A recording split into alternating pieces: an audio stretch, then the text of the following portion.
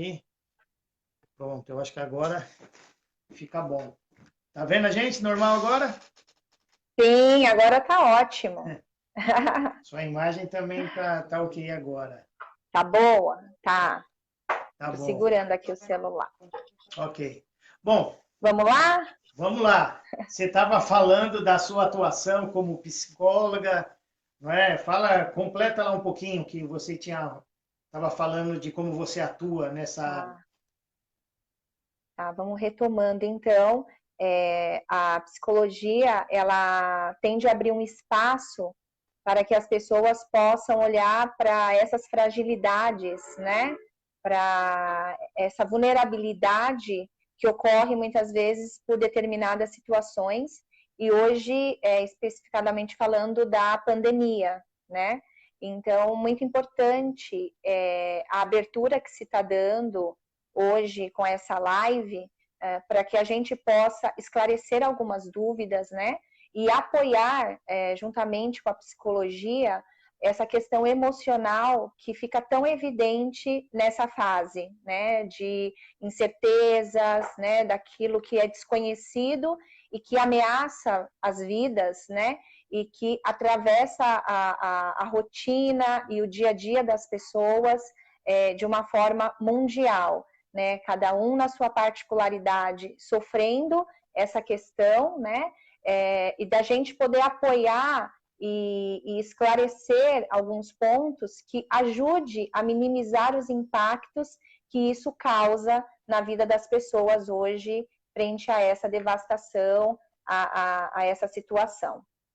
E eu acho importante também, Sarita, antes da gente entrar no tema aqui da nossa live, eu vejo que ainda hoje existe muito preconceito, muita desinformação quando se trata de psicologia, dessas questões emocionais. A maioria do pessoal que está acompanhando a gente aqui, eu creio que são pessoas evangélicas, cristãs, né? E no nosso meio, estou falando do nosso meio, porque a Sarita também ela é cristã, né? Existe uma barreira muito grande, existe um preconceito ainda muito grande, né? As pessoas ainda acham que quando você fala para procurar um psicólogo, a pessoa é doida, é maluca, tem problema na cabeça, né? Ainda existe isso. Então, é importante a gente fala um pouquinho para a gente de como a psicologia pode ajudar a pessoa.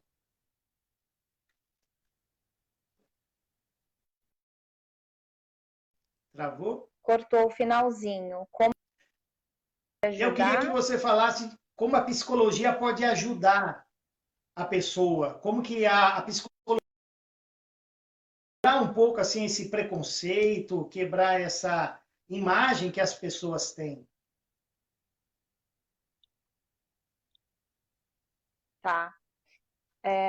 Hoje, as pessoas elas ainda resistem o serviço psicológico, e eu acho que tem algo que antecede a resistência à técnica. Eu acho que existe uma resistência com as suas próprias limitações.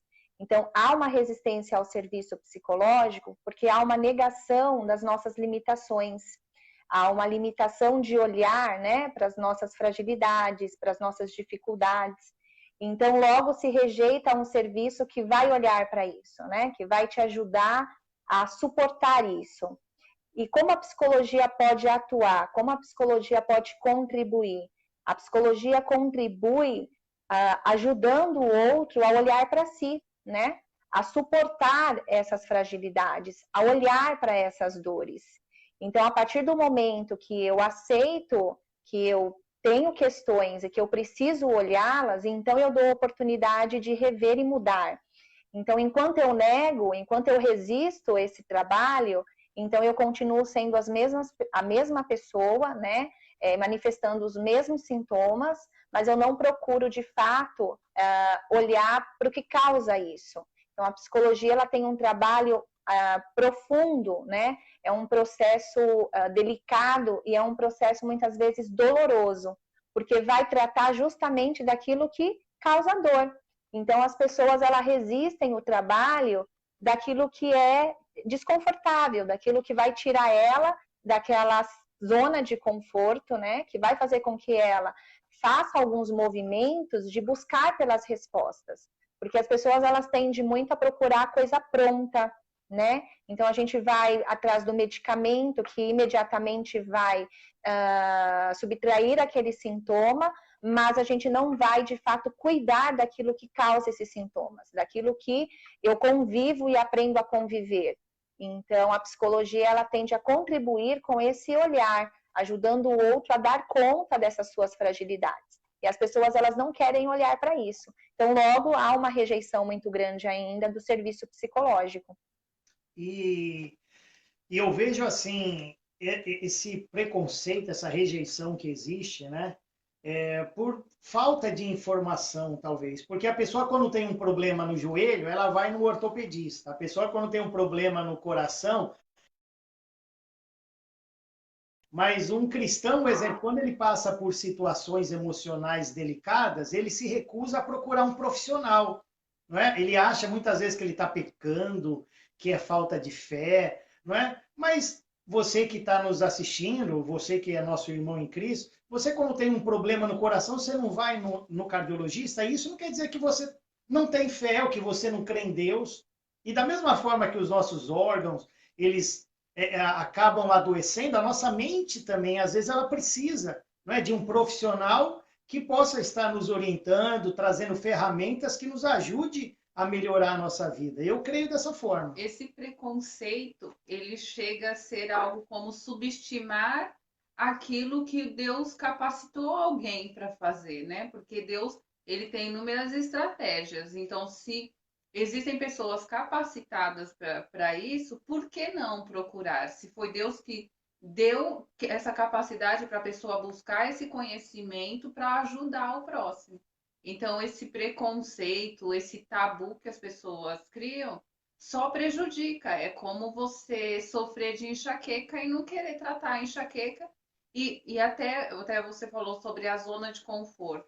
Zona de conforto não é necessariamente um lugar bom para ficar, mas aquilo que você já acostumou. Já acostumei com essa dor, então eu vou conviver com ela porque eu não quero saber o que eu posso sofrer para eliminá-la. Então eu prefiro conviver com ela. E a mesma coisa nessa questão emocional. Às vezes as pessoas têm medo de tratar porque ela já acostumou com aquela situação, então ela tem medo do novo. O novo assusta, né? Sim, eu acredito que nessa questão há um estigma, né? Há os estereótipos pelo histórico, pela história da psicologia, né? Então, a psicologia, ela veio para tratar da loucura humana. E as pessoas criaram uma fantasia, né? Um estigma mesmo com relação ao trabalho psicológico. Então, na busca do serviço, eu sou entendida para a sociedade como uma pessoa louca, né? Fora de mim. Então, isso nada mais é do que uma fantasia, né? Porque há falhas no desenvolvimento de todo mundo tem as suas falhas psíquicas, né? Durante o seu desenvolvimento humano. Então, a loucura, ela faz parte do desenvolvimento humano, as fantasias fazem parte do desenvolvimento humano, né? Então, existe aí um trabalho de desconstrução daquilo que foi estereotipado no serviço psicológico, para que a gente possa se aproximar de algo que é natural, né? Isso não quer dizer que se eu procurar um psicólogo, se eu tiver em tratamento terapêutico, necessariamente eu sou uma pessoa louca, né? Então, isso é algo que vem muito enraizado na cabeça das pessoas. Embora hoje a gente tenha combatido esse estigma, mas ainda assim, principalmente no meio cristão, há ainda essa ideia, né? De que se eu procuro uma ajuda psicológica, então eu estou ignorando o poder, né, e a força de Deus de curar uma loucura, né, ou uma dificuldade, sendo que é eminente a condição humana, né? A loucura, a fantasia, as necessidades, o sofrimento, a depressão, são questões inerentes à condição humana. Então, está tudo muito ligado mais a uma condição de aceitar, dizer, das nossas fragilidades, do que necessariamente ali uma questão de loucura, né? Então, acredito que no meio cristão há muito esse conflito, né, com relação à psicologia, do que é cabível à técnica e o que Deus pode fazer. E entrou até uma pergunta que a Paula falou assim, eu acho que é exatamente com a informação, não é? Porque o preconceito, ele vem exatamente pela falta de orientação correta, pela desinformação. As pessoas vão criando rótulos, né? Não, isso não é de Deus. Olha, quantas vezes uma pessoa depressiva, ela foi tratada dentro da igreja como, não, isso é um endemoniado, né? Essa pessoa aqui, ela tá assim porque ela é fraca, a pessoa tá desse jeito porque ela não crê em Deus. Às vezes ela não conseguia entender que aquela pessoa precisava de uma ajuda, de uma orientação profissional. Tem um exemplo bem claro que as pessoas ficam indignadas quando o testemunho de Jeová fala que ele não doa sangue. Aí as pessoas falam, nossa, mas se a pessoa depende disso para viver, eles não vão. Então, a gente pode fazer um drama em cima dessa situação para mostrar que é a mesma coisa, a ignorância chega a ser eu não vou procurar um tratamento psicológico. Chega a ser uma ignorância, porque você está se poupando de se livrar de um problema, de ter uma vida com melhor qualidade, né? Então, quer dizer, você critica a atitude de um, mas você tem a mesma atitude consigo mesmo. Exatamente. E é o quanto o adoecer se torna um modo de apoio para que essa pessoa consiga viver. Então, mexer naquilo que me condiciona,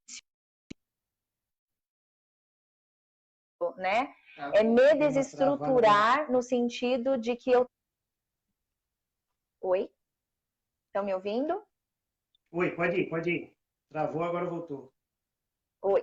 Né? Então, tem essa questão também muito inconsciente das pessoas, que buscar a ajuda psicológica vai fazer com que elas criem uma nova forma de vida, né? Porque muitas vezes o adoecimento é a forma que ela tem de viver, ela já sabe viver com o adoecimento. Então, é um apoio, é uma muleta. Então, muitas vezes, mexer naquilo que já me traz um certo equilíbrio, né, é me tirar de novo da zona de conforto. Então, muitas vezes, eu estar doente me possibilita e me traz vantagens em outras coisas, né, em outras questões. Então, tem muita coisa envolvida aí nessa negação, nessa resistência. Quando a gente começa a olhar para dentro, a gente começa a ter que tomar algumas decisões, a gente começa a ter que nos responsabilizar por algumas coisas e, de fato, sair daquilo que é satisfatório, né? Traz uma certa tranquilidade. Bom, sejam bem-vindos todo mundo que está entrando aí, o pessoal que está chegando na live. Se vocês tiverem alguma pergunta referente a esse tema que nós estamos tratando, coloque aí, na medida do possível, a gente vai tentar responder vocês, né? Eu acho que isso ajuda a esclarecer, a quebrar certos paradigmas, né, que as pessoas criam referente às questões emocionais, que elas estão cada vez mais presentes pessoas, né? Sarita, vamos falar agora dessa situação que nós estamos vivendo, não é? Você já as consequências dessa situação que o mundo está vivendo, dentro de casa, não é? É uma situação atípica. Você, no seu dia a dia, você já tem visto o reflexo disso na vida das pessoas? Qual é a avaliação que você faz? Está cortando um pouco, pastor. Diante dessa situação hoje que nós estamos tem como vivendo, você fazer se eu... Isso, um balanço, uma análise dessa situação que a gente está vivendo, os prós, os contras, como é que isso pode impactar na vida das pessoas? Tem como você mensurar isso, falar um pouquinho sobre isso? Tá. Bom, pensando de uma forma geral, né, de uma pandemia, É uma questão de ameaça à vida, né? À condição humana. É aquilo que a gente não vê, que a gente não enxerga e que a gente também não controla, né? Então, em cima disso, foram tomadas algumas decisões que impactaram diretamente na vida das famílias, das pessoas, das crianças, né? O mercado de trabalho, enfim. Então, a gente percebe que essa condição trouxe para as pessoas muito descontrole mesmo, né? Não se controla uma situação, não se tem aí uma estimativa, né, de término, e isso gera angústia social, isso gera um desequilíbrio emocional nas pessoas. Até porque, forçadamente, as pessoas tiveram que se readaptar na sua condição de vida, dentro da sua rotina. E existem vários tipos de perfis, né? Então, hoje, a gente está com uma nova reconfiguração de trabalho, que é o home office, né? Que acontece dentro de casa. Então, essa situação provocou hoje, forçadamente, as pessoas a trabalharem dentro das suas próprias casas. Então, dentro de casa, onde se tinha uma rotina, né, uma dinâmica familiar equilibrada, hoje as pessoas estão se reencontrando dentro da própria casa. Então, a rotina era todos saem de manhã, cada um tem as suas obrigações, né, tem os seus outros convívios sociais, e aquela família, ela se reencontra no sentido de estar junto 24 horas, né? Então, há aí uma mudança e cada um lida de uma forma diferente por conta dos diferentes perfis.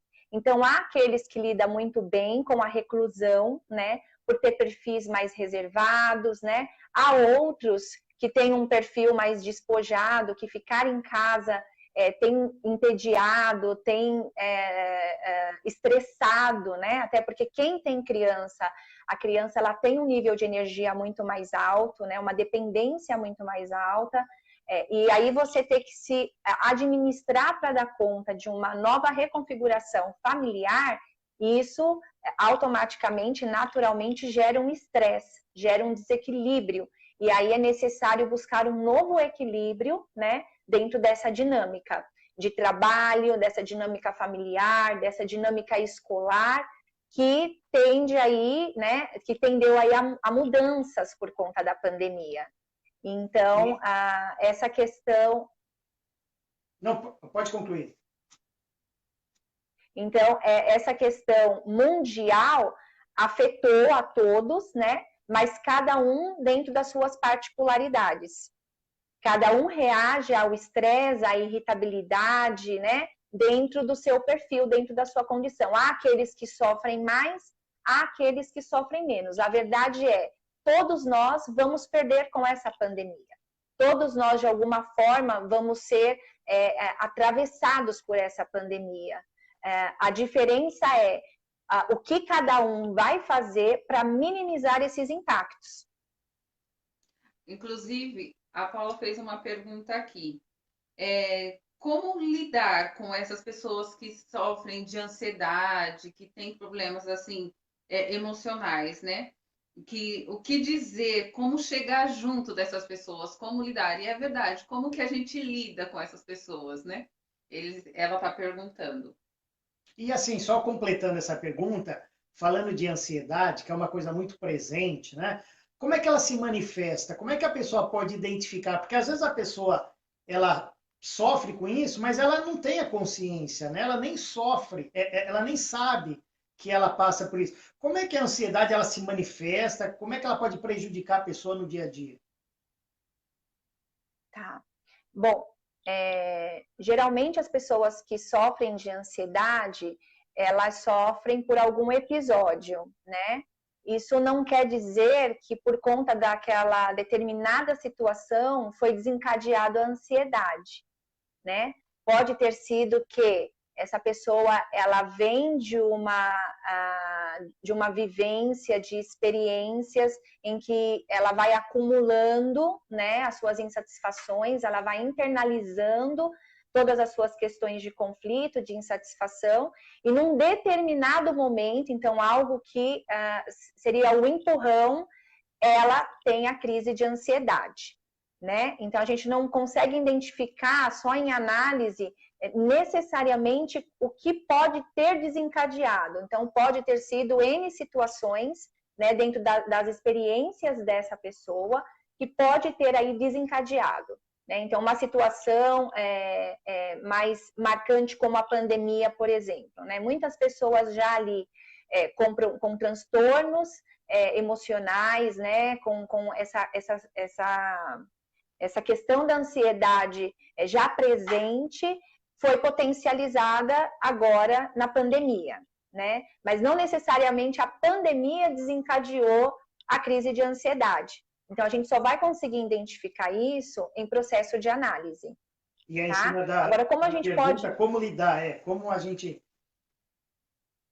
Exatamente. Como que a gente pode lidar com essas pessoas? As pessoas que sofrem de crise de ansiedade, elas tendem a buscar aquilo que é imediato, né? Porque é, de fato, um desconforto muito grande fisiologicamente pensando. Então, são tremores, palpitações, sensação de morte, né? Então, o que a pessoa sente são desconfortos emocionais muito grandes e como que a gente lida com isso, né? A medicação é uma procura que a pessoa faz, né? De fato, para ter um controle maior sobre essa sensação física que ela tem com as crises. Mas a gente iniciou falando da informação. Então, como que a gente se aproxima dessas pessoas nessa situação de ansiedade? Podendo ajudar com a informação. Por quê? Porque não há procura imediata ao tratamento psicológico, né? A busca do tratamento farmacêutico. Então, é importante a gente orientar essa pessoa a buscar uma ajuda psicológica, né? Um profissional que vai poder estar com ela, né? Diante de um diagnóstico feito tecnicamente por um profissional preparado, né? Que vai poder usar de intervenções diretas a esse diagnóstico. Por quê? Porque às vezes a gente fala, poxa, o que eu posso fazer, né? A gente fica naquela responsabilidade de ter uma resposta, de ter o amparo, né? Um acolhimento ali naquele momento de desconforto da pessoa, mas a gente não vai estar tratando de fato da causa, né? E aí essa pessoa ela vai criando uma dependência de buscar respostas para aquilo que ela precisa buscar uma ajuda técnica, né? Então, como que a gente pode ajudar? Orientando a essa pessoa a buscar um serviço psicológico. É claro que se houver necessidade de a gente envolver um cuidado multidisciplinar, né, envolver um psiquiatra, porque a gente precisa estabilizar o atendimento psicológico com medicação, a gente vai fazer esse encaminhamento, né? Mas é importante que a pessoa ela não se automedique, né? Porque é o que acontece muito, a automedicação, para que esses sintomas, ela seja livre desses sintomas e que ela tenha consciência de buscar uma ajuda que vá tratar a causa dessas crises, né? Dessa ansiedade. Porque muitas vezes a gente se sente na obrigação e na responsabilidade de como acolher, de como minimizar, né? Eu acho que é com a informação, é dar o caminho das pedras. Aí a decisão é de quem sofre, o quanto é insuportável isso, de buscar ajuda. Porque nem sempre a gente vai ter ali uma palavra, uma atitude que vai resolver aquele problema, né? Existem pessoas preparadas para isso. E em cima disso que você está falando, vamos imaginar um cenário aqui, a pessoa ela tem uma crise de ansiedade ou do pânico, ou uma tristeza profunda, uma depressão, enfim, ela sente que ela precisa de ajuda. A pessoa ela tem essa consciência, né? Poxa, eu não estou bem emocionalmente, eu preciso procurar uma ajuda profissional. Ela deve ir ao psicólogo, ao psiquiatra. Qual é a diferença do psiquiatra para o psicólogo? Fala um pouquinho sobre isso. Tá. Bom, a psiquiatria ela vai tratar com a medicação, né? Hoje, a gente tem alguns profissionais dentro da psiquiatria que estão mais humanizados, né? Então, a gente tem aí um olhar crítico para a psiquiatria, a questão da medicação, né? Então, o paciente, ele entra ali, ele vai ser medicado, né? Muitas vezes, o psiquiatra, ele vai ouvir esse paciente e ali com as queixas, né, levantadas, aqueles sintomas sendo discursado pelo paciente, vai fazer com que o psiquiatra passe a medicação que vai trazer alívio imediato para aqueles sintomas. O importante é que esse paciente seja acompanhado pelo psiquiatra periodicamente, né, para que ele acompanhe a questão, a dosagem dessa medicação, que muitas vezes não ocorre. Então, a pessoa ela vai atrás da medicação e depois ela começa a tomar por conta essa medicação. A psicologia, ela não vai trabalhar com a medicação, né? A psicologia, ela não tem autorização de trabalhar com a medicação.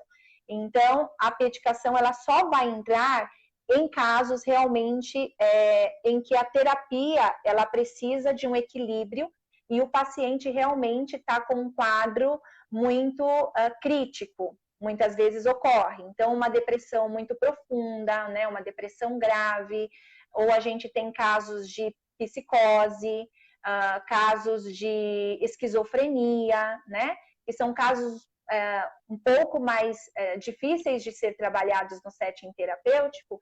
Então, a gente precisa encaminhar, né? Ou geralmente esses pacientes, eles já vêm acompanhados de um psiquiatra por conta da medicação. A psicologia, ela vai fazer um trabalho terapêutico. Ela vai acolher aquilo que está interno e inconsciente, fazendo toda a elaboração com o paciente, de maneira que ele possa lidar com esse diagnóstico, para que ele possa ter uma qualidade de vida social, familiar, um pouco melhor dentro da sua, ali da sua vivência doentia. Ok. Tá, pode falar.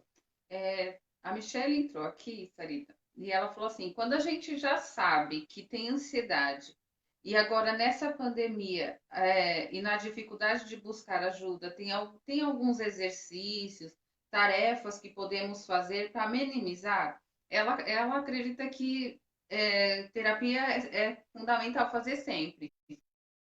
Terapia para minimizar essa questão da ansiedade nesse período de pandemia. Sim, Michele. É importante nesse momento a gente poder oxigenar a nossa mente, né? Porque a partir da nossa cabeça a gente domina as nossas emoções. Então é importante buscar se alimentar de coisas que vão ocupar o seu dia, o seu tempo de maneira saudável. Uma das coisas que tem prejudicado muito, né, as pessoas que já sofrem de ansiedade ou nesse momento de pandemia tem desencadeado essas crises de ansiedade, tem sido os noticiários, tem sido os bombardeios, né? A globalização tem bombardeado, acho que por conta também da acessibilidade da internet, do iPhone, a gente recebe muitas informações, mas são muitas mesmo. Então, até no período de trabalho, a gente está ali ligado no celular, recebendo muitas informações. O que faz com que as crises, elas sejam potencializadas, tá? A ansiedade, ela aumenta devido ao bombardeio de informações que a gente vivencia dia a dia. Então, é importante se informar, mas é importante ter uma rotina. Então, isso que a Michelle falou é interessante por conta do que a gente precisa administrar nesse momento de pandemia. É importante ter a informação, mas eu vou separar um tempo onde eu vou buscar uma fonte fidedigna, idônea, para poder estar informado sobre o que eu preciso saber, porque é importante a gente estar informados, mas não demasiadamente. A gente não precisa buscar informação exacerbadas, a gente não precisa buscar a todo tempo estar ligado nas informações. Por quê? Porque você está dedicando todo o seu tempo, a sua mente, né, o teu emocional às informações, tá? Então, é importante você administrar o tempo que você vai trabalhar, o tempo que você vai se dedicar a um exercício físico. Ok. Não, mas deu para perceber, só travou o finalzinho aí, mas foi perfeito, deu para entender tudo. Entrou uma outra questão aqui interessante. Aqui o pessoal da Igreja Betesda aqui colocou: boa tarde, minha dúvida é, quanto ao exercício da fé auxilia no tratamento da ansiedade? Você, por ser uma psicóloga cristã, não é? Como você lida com essa questão? Fé, psicologia, não apenas na questão da ansiedade, né? Uma questão da depressão, enfim. Tudo que envolve essa área emocional.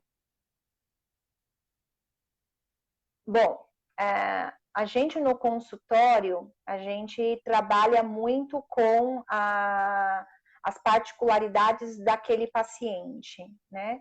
Então, não é o que é importante para o profissional, mas o que é importante para aquele paciente. Então, a gente trabalha com os valores, com os princípios, com a fé daquele paciente. Então, dentro do trabalho terapêutico, a gente trabalha muito a questão da esperança, né? Que está muito ligado à fé, né? A você esperar algo, né? A você ter fé em algo. É o que ajuda as pessoas no processo de adoecimento.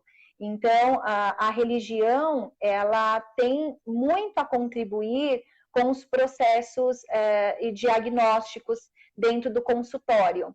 A gente percebe que as pessoas que têm algum tipo de crença, independente se seja cristã ou católicos, né, ou um outro tipo de crença, são pessoas que conseguem passar melhor pelo sofrimento, pelo adoecimento. Então, a gente acredita muito nessa questão da esperança, da fé. É uma forma de minimizar a dor. Então, a igreja, ela proporciona para o trabalho terapêutico uma grande ajuda, né? Uma grande contribuição nesse processo de dor. A gente percebe que as pessoas que têm algum tipo de fé, elas conseguem lidar melhor dentro do processo de adoecimento. Isso é muito importante, anda lado a lado, não é? A fé, no caso nosso aqui cristão, o aconselhamento pastoral, a ajuda espiritual que a pessoa recebe dentro da igreja, muitas vezes, por isso só, a pessoa ela já acaba sendo curada, sendo, né? Ela acaba vencendo a depressão, a ansiedade, seja lá o que for que ela esteja passando. Ou, às vezes, além disso, desse suporte espiritual, é importante ela buscar uma ajuda profissional também, que vai completar essa ajuda que ela tem dentro da igreja, né? Exatamente. Eu acho que se tem um momento importante hoje para buscar uma ajuda terapêutica, é o momento da pandemia, onde mundialmente as pessoas estão vivenciando aí as crises de ansiedade por conta da falta de controle, né? Essas incertezas, essas tantas informações que a gente recebe e que de fato vem aí desequilibrando o emocional das pessoas, porque de alguma forma a gente precisa se ressignificar a todo tempo, a todo momento, em todas as áreas da nossa vida. Então, é o momento, se tem algum momento propício, importante para se buscar ajuda, é o momento da pandemia. As pessoas precisam desse suporte. E até nesse Pode momento, falar, Helena. assim, as pessoas, igual aqui, né, por exemplo, a maioria das mulheres tem criança pequena, estão todos dentro de casa. Eu acredito que existem momentos que a pessoa fica até sem criatividade de poder ter alguma tarefa para que a criança, porque a criança também se estressa, né? E ela às vezes não sabe nem se expressar, então vai acabar briga com o irmãozinho, responde pai e mãe, acaba reagindo também a tudo isso, porque não pode sair, não pode, a rotina mudou, já não vai para a escola, tem que fazer a lição em casa, o pai tem que ajudar, às vezes o pai, esses dias eu vi uma pastora falando, gente do céu, não vejo a hora de tudo voltar, porque eu descobri que eu não sei nada de matemática e eu preciso ensinar matemática para minha filha. Então, assim, eu acredito que isso também gera um estresse, mexe com a ansiedade, até dos pequenos. Sim, por isso que é importante uma rotina bem estabelecida. É lógico que com uma flexibilidade maior, porque estão todos em casa, né? Então você pode dormir um pouco até mais tarde, você pode dormir um pouco mais tarde. Então há algumas flexibilidades, mas é preciso ter a rotina para que as pessoas possam se organizar nas suas tarefas, naquilo que é importante. Então eu tenho que ter um tempo do meu trabalho, eu tenho que ter um tempo para mim, porque esses pais eles precisam estar bem, né? Eles precisam estar bem emocionalmente, psicologicamente, para que isso não seja um fator reprodutivo na vida das crianças. Porque o surto, as neuroses, as fantasias, muitas vezes são repassadas para essas crianças. Então, é importante a rotina para que, de alguma forma, isso norteie a dinâmica, né, o dia a dia dessas famílias, de modo que essa família ela possa ter uma dedicação ali para essas crianças, porque de fato falta criatividade, falta atividade, às vezes é uma casa que não tem muita estrutura, né, um apartamento, então você precisa separar um tempo que você sabe que é de 30 minutos ou 1 hora diária, que você vai dedicar para as crianças, né? Acho que aproveita também para ressignificar o momento do brincar, o momento da aproximação desses pais com esses filhos, porque a rotina normal, ela tem um distanciamento muito grande das pessoas com os membros da sua própria casa. E a quarentena, ela trouxe uma dinâmica mais familiar mesmo, de você estar a todo tempo ali com as crianças, né, com a sua esposa, com o teu esposo, e isso traz até um novo reconhecimento das pessoas, né? Nossa, eu não sabia que essa pessoa era tão linda assim, ou tão chata assim, né? E a gente começa a ser um pouco crítico, a gente começa a levantar questões que no dia a dia normal a gente não percebia. Então também é um momento de retomar algumas coisas, né? De reparar algumas coisas. Eu acho que a intimidade com os filhos, a intimidade do casal, o brincar, né? Sair um pouco da internet, da televisão, buscar uma criatividade de brincadeiras no papel, brincadeiras antigas, né? Onde esses pais também possam estreitar esse relacionamento com seus filhos, né? De uma forma saudável, gostosa, porque de fato gera muito estresse. Então é preciso ter uma rotina muito bem organizada para que a gente possa atender aí um pouquinho de cada coisa nessa pandemia. Ok. Bom, sejam todos bem-vindos aí. Obrigado pela participação de todo mundo, você que está mandando mensagem. Né? Nós estamos aqui na Life and the Spirit Church, aqui na Irlanda, e a Sarita, que é psicóloga clínica, está lá em São Paulo, no Brasil, e a gente está batendo um papo aqui para tentar trazer um pouco de esclarecimento sobre as questões emocionais. Um outro aspecto também que envolve muito isso é a depressão, não é? É outra situação também que a gente vê muita gente sofrendo com isso. E eu percebo que não é tão simples assim a pessoa ela identificar que ela está com depressão.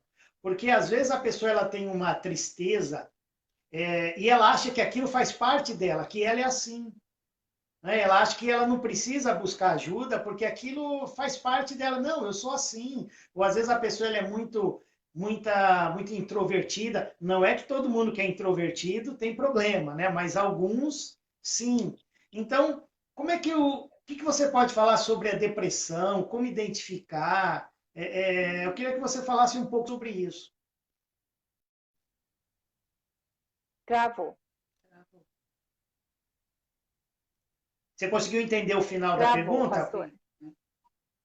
Isso, para Não. você falar um pouquinho sobre depressão. Eu estava falando, não sei até que ponto você conseguiu entender. Tá, como identificar? É porque eu falei assim, às vezes a pessoa que sofre de depressão, que tem depressão, ela não consegue identificar isso, ela não sabe que ela sofre de depressão, né? Às vezes ela tem uma tristeza e ela acha que aquilo faz parte da personalidade dela. né? Não, eu sou assim, esse é o meu jeito, não é? Mas não, às vezes ela está precisando procurar uma ajuda e ela não está sabendo. Então, como que deve a pessoa, como que ela pode identificar esses sintomas, né? Quando é algo que ela, assim, liga um sinal vermelho, ela fala, opa, eu estou precisando procurar uma ajuda. Tá. O processo de tristeza é um processo natural da nossa condição, né? Então, existem aí situações que nos levam a ficar triste. Nem todo dia a gente acorda bem, né? Tem dias que a gente fica mais melancólico, tem as questões fisiológicas, né? As mulheres têm muita questão aí de TPM, ficam mais sensíveis. Então, são questões naturais de tristeza, né? Ou acontece algo no seu dia ou na sua vida, alguma perda, né?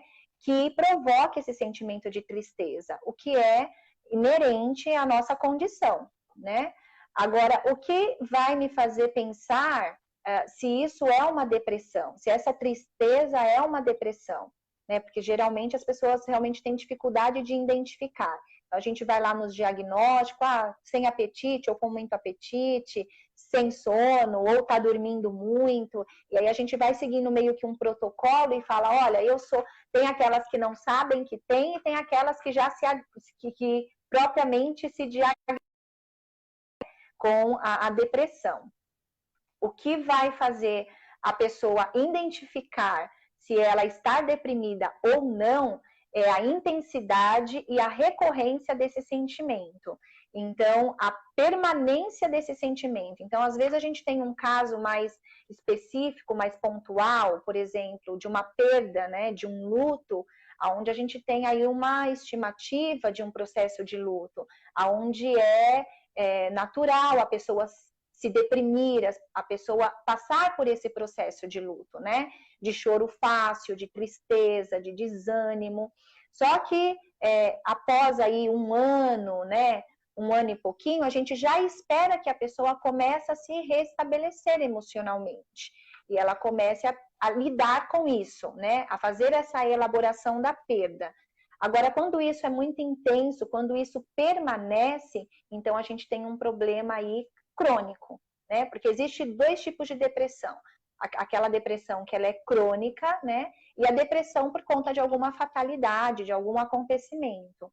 Então, o que vai fazer com que eu perceba se eu sou uma pessoa deprimida ou não é a intensidade e a recorrência que eu tenho esse sentimento. Porque a tristeza é um sentimento natural do ser humano, né? Então, o que vai diferenciar é o quanto isso é intenso para mim, o quanto é insuportável e recorrente. O quanto isso está afetando também no dia a dia da pessoa, né, na vida, nos relacionamentos Sim, dela. Aí surge sim. aquele Tirando sinal. libido, né? Sim. Exato. A Priscila fez um comentário aqui, e eu queria pegar em cima desse comentário que ela falou sobre as crianças, né? Ela falou que a gente não pode esquecer que as crianças também, elas enfrentam problemas, né? Elas têm dificuldade. Você tem observado muito assim as crianças enfrentando esse desequilíbrio emocional, ou muitas crianças com ansiedade, pânico? O que você mais identifica nas crianças? Pensando no mundo, né, infantil, a gente percebe que as crianças elas têm uma necessidade maior de exploração, né? Elas demandam muito mais, elas têm um nível de energia muito grande e é importante que os pais eles tenham um controle muito grande com relação ao dia a dia, né? A essas exigências que mesmo uma criança, ela não demandando muito, tem o que ela tem de dependência, que é os afazeres, né? A comida, e esse pai tem que dividir o momento do trabalho com os afazeres juntamente aí as necessidades dessa criança. Então, esse pai, ele vai precisar ter um equilíbrio emocional muito grande, né? Por quê? Porque muitas vezes é o que eu falei, né? A gente transmite para a criança aquilo que são as nossas ansiedades e as nossas angústias. E a criança, ela não tem a mesma consciência, como diz a Helena, ela não sabe discursar, ela nem entende o que é essa pandemia e esse vírus, né? Então, para a criança, ela está em casa, né? Muitas vezes ociosa, e ela fica também nesse pico de ansiedade, de querer explorar e não poder, de estar totalmente limitada, né? Então, existe um cuidado desses pais com relação as atividades que são necessárias, né, ser dedicadas para essas crianças, dentro de um período que seja curto, mas diariamente com essas crianças. Momento da escola é um momento que precisa ser produtivo, então, dependendo de como está sendo o direcionamento das aulas, dessas atividades, também pode gerar um estresse muito grande, tanto para o pai quanto para a criança, né? E isso ser improdutivo no quesito aprendizado, né? Desenvolvimento. Então, é importante um olhar mais cuidadoso com relação à criança, né? Os pais poderem proporcionar para as crianças um momento produtivo, né? Nas atividades escolares, na parte do brincar, da coisa lúdica, para que essas crianças possam ter essa ansiedade num nível mais baixo, né? Porque senão realmente a criança ela também fica entediada, ela também fica muito ociosa, ela também começa a manifestar as crises de ansiedade, né? E aí é importante, se essa criança ela já está manifestando crise de ansiedade, ou seja, ela não para, né, um minuto, ela come bastante, porque são sinais de ansiedade. Então a criança tem, eu tenho no consultório casos assim, então de crianças que estão comendo compulsivamente, porque estão em casa, então estão sem rotina. Então por isso que é importante a rotina. Então as crianças elas estão comendo compulsivamente, elas brincam e exigem demais a atenção dos pais, né? Isso acaba gerando um estresse para os pais não sabem como lidar. E aí é importante os pais sentirem se está algo realmente que está interferindo muito nessa rotina do dia a dia, buscar um profissional A obesidade para poder infantil, auxiliar e dar um suporte. a obesidade infantil pode ser um sintoma, então, de uma ansiedade, de algum... Sim, sim. Pode ser um sintoma, e depois da pandemia, é o que eu disse no início, né? Todos nós vamos perder algo nessa crise, né? A diferença é como cada um vai lidar com essas situações. Por quê? Porque há as consequências pós-pandemia. Então, se esses pais, né, não conseguirem lidar com essas crianças em tempo de crise, há consequências pós-pandemia, né? Então, consultórios aí também lotados, né, de crianças, de adultos, por conta dessa falta de direcionamento, né, saudável, minimizando esses impactos dentro dessa crise. Teve uma pessoa que colocou aqui sobre, como você tem falado, sobre se ressignificar. Aí ele fala assim, a doutora disse que devemos nos ressignificar a todo momento.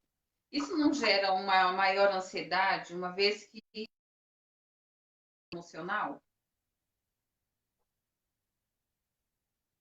Tá, só o finalzinho eu não peguei, se isso gera uma maior ansiedade. Uma vez que reproduz a instabilidade emocional? Tá. Quando a gente fala de ressignificar, a gente fala de uma capacidade emocional que todos nós temos, né? Então, não é o ressignificar no sentido da gente ficar pensando em como fazer o tempo todo, tá? Como nós estamos acometidos, né, por informações e por acontecimentos, o que significam incertezas, então nós somos forçados diante dos acontecimentos de poder nos adaptar. Então é uma capacidade humana que nós temos de ressignificar aquilo que somos acometidos, né? Então, dentro de uma pandemia, todos nós fomos acometidos, né? E precisamos nos ressignificar, nos readaptar, reconfigurar a nossa maneira de vida, a nossa maneira de se portar, a nossa maneira de viver. Então, isso é uma capacidade que nós temos. Então, não há uma escolha nisso. Quando eu falo de ressignificação, eu falo de uma capacidade do ser humano de aprender a viver independente das fatalidades da vida. Então, quando alguém morre, quando eu não sei ressignificar, essa pessoa ela vai gerar um sofrimento eterno. Eu vou chorar esse luto eternamente, porque eu não consigo trabalhar a minha capacidade de ressignificação. Então, não é uma escolha, é uma fatalidade. Então, a pandemia não é uma escolha me ressignificar, né? Então, não é eu pensar o que eu posso fazer a todo tempo, porque quando eu fico pensando o que eu posso fazer a todo tempo, são de coisas que eu espero. Ressignificação é do que eu não espero, é do que de fato me acometeu, de fato aconteceu. E eu tenho uma capacidade de ressignificar. Então, hoje nós estamos num momento que, se nós não ressignificarmos a nossa rotina, a nossa vida, o nosso dia a dia, isso vai gerar um sofrimento muito maior. Nós temos uma capacidade, talvez inconsciente, de se adaptar a determinadas situações, né? Tipo, é uma situação fácil, a gente caminha de uma forma. É uma situação mais difícil, a gente caminha de outra forma. Em todo tempo, a gente vai tendo essa transição, a gente vai mudando, porque a nossa vida não é repetitiva, apesar de ter uma rotina, né? Então, a gente, na verdade, está sempre inconscientemente. Não saiu a palavra. Exatamente. Ressignificando, exatamente isso, Elaine. É exatamente isso. É a nossa capacidade inconsciente de lidar. Né? É essa capacidade que a gente tem de ressignificar e de forma inconsciente. A todo tempo a gente está fazendo isso, né? Com o que é inesperado, com o que acontece de surpresa. Tem mais uma pergunta aqui também, referente a filhos, eu achei interessante, é da Sandriane aqui. E aí depois a gente encerra nessa live, a gente já está um tempinho aqui. Muito bom, obrigado pela participação de todo mundo. Teve outras participações aqui que não deu para responder. Vou pedir para depois até a Sarita entrar nos comentários aí, você pode responder, né, o pessoal. A gente faz uma outra live respondendo essas perguntas que ficaram. Não, a gente vai fazer outra, com certeza a gente vai fazer outras lives aqui também, que esse bate-papo está bem legal. Mas ela perguntou aqui o seguinte, ó, no caso de adolescentes, filhos adolescentes, como devemos diferenciar, né? Como a gente pode identificar se é uma depressão, ansiedade ou se é coisa da idade? Porque isso acontece muito na adolescência, né? É difícil, às vezes, identificar. Será que essa menina tem algum problema ou é coisa da idade? É o que todo mundo fala, né? Tá. Bom, na adolescência a gente tem uma particularidade que é da transição, né, da infância para a adolescência.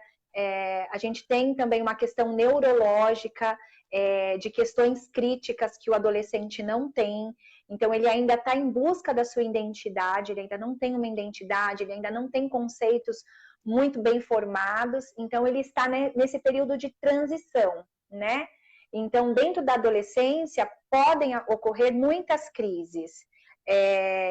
Podem ocorrer a questão, sim, da depressão, dependendo se for um adolescente muito recluso, muito reservado, eles dão sinais. É importante que os pais prestem atenção nos seus filhos, porque eles sempre dão sinais.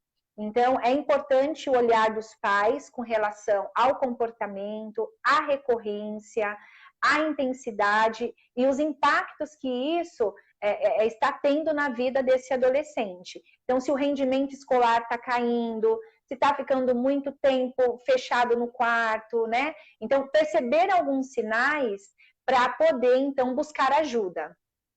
Tá? Então, tem uma questão que é natural do adolescente, mas é importante que nesse período de transição, né, de crise mesmo da adolescência, que a gente costuma chamar, esses pais estejam atentos para identificar o que está sendo superado, o que está sendo só uma fase, e esse adolescente ele está se superando, ele está se desenvolvendo, e o quanto isso está tendo de impacto para a família e para o adolescente. Então é importante que esses pais eles fiquem atentos e no caso de identificar sinais, né, de isolamento, de tristeza, tendência antissocial, ou que está muito na internet, videogame, não se relaciona, né? É importante o convívio social. As pessoas estão sofrendo hoje na pandemia por essa questão afetiva, né? Essa questão do contato, do estar perto. Então, é muito importante a relação social. Então, esses pais aqui vão poder identificar, prestando atenção nesses adolescentes, se existe algum sinal que chame a atenção e buscar ajuda. Ok. Muito importante. Bom, queria agradecer todo mundo que participou, que mandou pergunta, né, que acompanhou um pouquinho.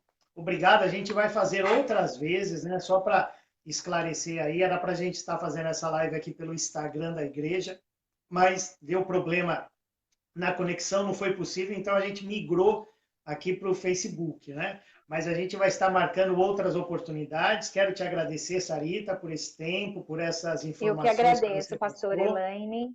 Foi bastante importante. E se as pessoas quiserem entrar em contato contigo aí, como é que elas podem contactar você? Tem algum telefone, algum e-mail, enfim?